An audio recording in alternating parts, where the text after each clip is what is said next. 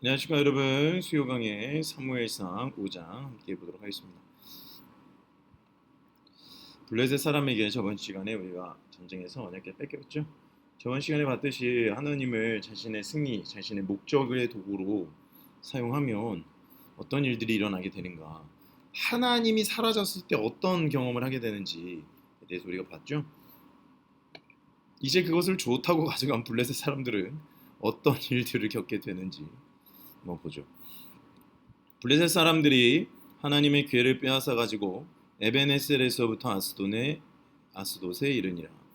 블레셋 사람들이 하나님의 괴를 가지고 다곤의 신전에 들어가서 다곤 곁에 두었더니, 다곤은 블레셋 사람들의 우상이죠. 아스돗 사람들이 이튿날 일찍이 본즉 다곤이 여호와의 궤 앞에서 엎드려져 그 얼굴이 땅에 닿았는지라.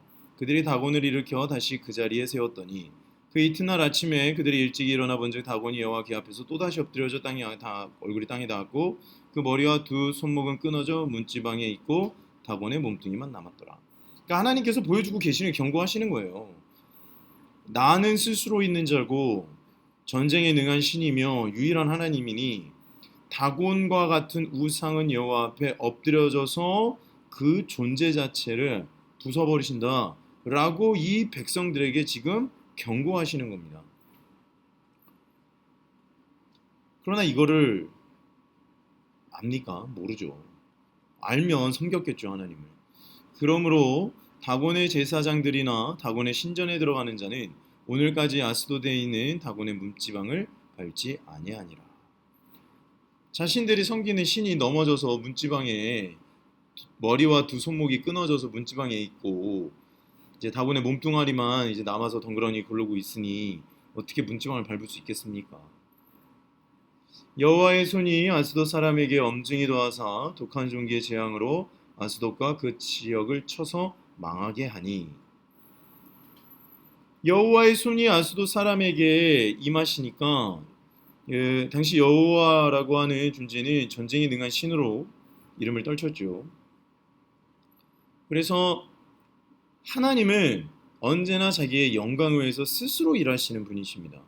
인간이 어떠한 목적과 어떠한 목표와 어떠한 좋은 뜻을 본인이 가졌음에도 불구하고 하나님을 도구로 부리는 것 자체를 하나님께서 용납을 하지 않으신다는 거예요. 그랬기 때문에 이스라엘이 전쟁을 이기기 위한 수단으로 삼았기 때문에 이스라엘은 진 것이고, 여호와의 궤를 빼앗긴 것이고, 여호와 하나님께서는 스스로의 영광을 위해서 다시는 자신을 건드리지 못하도록 블레셋을 쓸어버리시는 겁니다. 블레셋은 당시에 도시국가의 연합체로 구성이 되어 있었고 그 중 하나가 아스돗입니다. 아스돗 사람들이 이를 보고 이르되 이스라엘 신의 궤를 우리와 함께 있지 못하게 할지라. 그의 손이 우리와 우리 신 다곤을 친다 하고, 이에 사람을 보내어 블레셋 사람들의 모든 방백을 모으고 이르되 우리가 이스라엘 신의 궤를 어찌하려 하니, 그들이 대답하되 이스라엘 신의 궤를 가드로 옮겨가라 하므로 이스라엘 신의 궤를 옮겨갔더니. 뭐 옮겨간다고 뭐 달라집니까? 뭐 여기가 터가 안 좋아서 뭐 이런갑다, 뭐 그럴 수도 있겠지만 옮긴다고 이 일이 달라지지 않습니다. 왜? 하나님은 스스로 존재하시고 온 우주의 중심은 하나님이시죠. 하나님의 영향력이라고 하는 것이 그 죄악된 것을 다 없애버리시기 때문에, 패하시기 때문에 이 일들이 일어나게 되는 거거든요. 그러니까 죄악된 우상을 섬기고 있죠. 죄악된 신념을 가지고 하나님 나라의 백성들 계속 괴롭히고 있죠. 이 블레셋 사람들이 오늘날 말하면 말 그대로 하나님의 대적자들, 하나님의 창조 사역을 거부하고 뭐 쥐나니 뭐니 말도 안 되는 것을 가지고 세상의 기준을 삼고, 그리고 하나님께서 하시는 일에 대해서 우습게 여기는 모든 세상의 주관자들, 그들의 앞잡이들 다 블레셋들입니다. 그래서 하나님은요, 하나님의 이름으로 쓸어버리시는 거예요. 하나님의 말씀으로. 이거 우리가 기억을 해야 되는 것이 뭐냐면, 우리가 아무리 주저주저하고 하나님의 이름을 말하지 않으면 하나님의 능력이 퍼져가지 않느냐? 아니에요.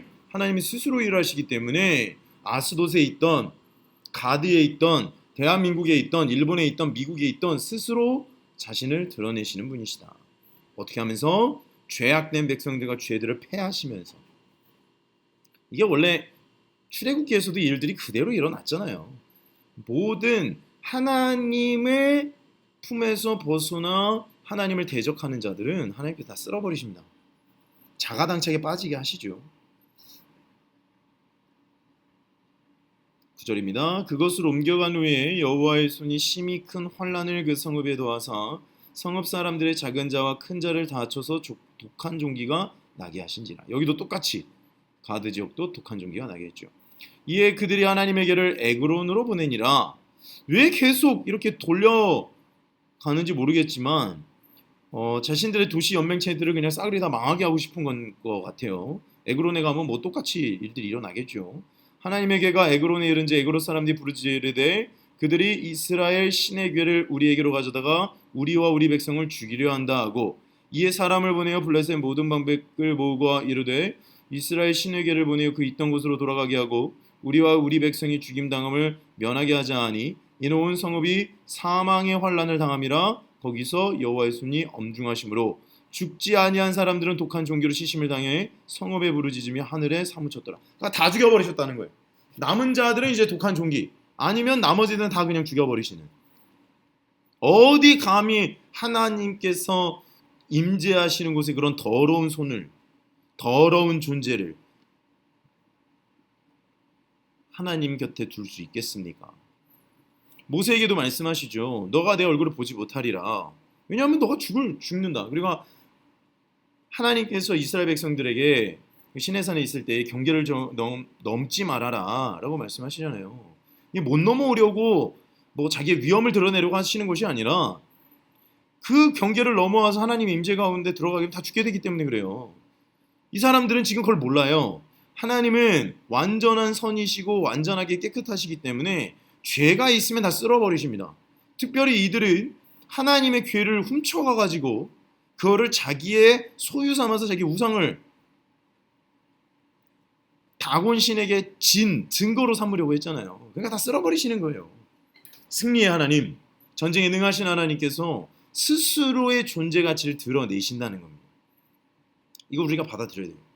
우리가 하나님의 말씀을 받아들이는 자들은 하나님의 말씀이 하나님이시기 때문에 그것으로 하나님이 자기 자신을 증명하시고 입증하시면서 그들을 사용하시는데 세상 사람들이 이걸 아나요? 국회의원들이 그걸 아나요? 하나님의 말씀을 전하는 자에게 뭐 탈레반이니 뭐니 이야기를 한 그 사람 어떻게 될지 저는 좀 궁금해요. 하나님 앞에 어떤 심판을 당하려고 그런 망발을 복음을 전하는 자에게 그렇게 궤변을 늘어놓잖아요. 하나님 가만 안 둡니다. 그 사람. 어떻게 될지는 뭐 두고 봐야 되겠지만 하나님은요. 하나님의 길을 가고 하나님께서 부르신 데 순종하는데 대적자로서 그 길에 서 있는 자들을요. 치우십니다. 지금 보십시오. 이스라엘의 대적자인데 이스라엘도 마음에 안 들지만 이스라엘 하나님을 섬기는 존재잖아요. 아들이잖아요. 백성이잖아요. 근데 그들을 멸하려고 블레셋들이 도전했고 여호와의 궤를 훔쳐갔고 그 여호와의 궤가 있으니까 그 여호와의 궤의 존재 방식을 지금 배우고 있는 겁니다. 싸그리 다 죽는 거예요. 싹 다. 우리가 하나님의 말씀을 먹으면 계시록에 나와 있던 것처럼 입에는 달지만 내 배에는 쓰리라 천사가 이렇게 말을 하잖아요. 무슨 말이냐? 읽을 때에도 사실 불편하다가 이제 서서히 하나님의 말씀을 이제 사랑하는 단계로 이르잖아요.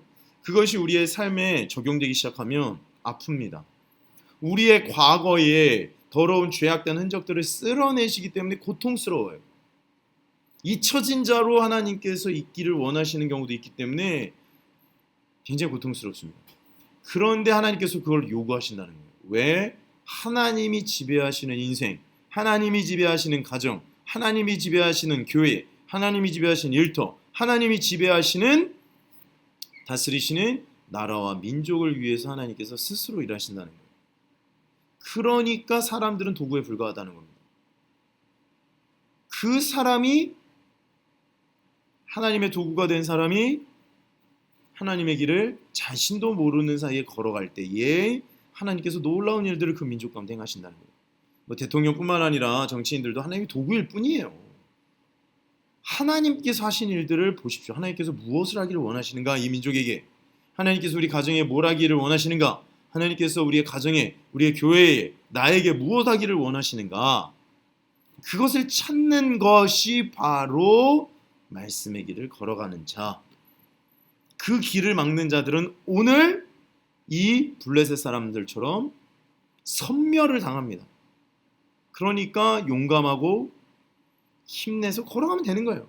나머지들은 하나님께서 알아서 하십니다. 그냥 우리는 욕 먹고 뭐 그런 갑다. 저 사람도 원래 그러니까. 욕 먹는 게 힘들죠. 막 소리 고래고래 지르고 나한테 뭐라 그러니 좋습니까?